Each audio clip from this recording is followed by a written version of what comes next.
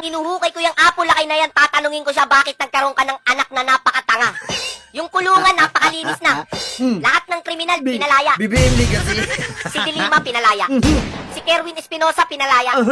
Tapos si Napoles, napawalang sala. Naku po, Basta kriminal ka, protektado ka. ng gobyerno. Kaya yung mga natitirang supporter ng Gagi. budol na to, kumukonti na. Oh. Mga malalakas Grabe ng talaga tama to na sa AI abnormal to. na lang yung natitira. Kung hindi Pero bangag, ito, naman. magnanakaw sa katanga. Kriminal bobo, mukhang pera.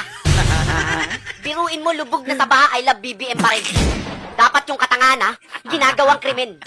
Kung hindi ikulong, Ay, itain. nako, mga BBM Dali sa supporter. Congress, pakain sa buhaya kay Martin.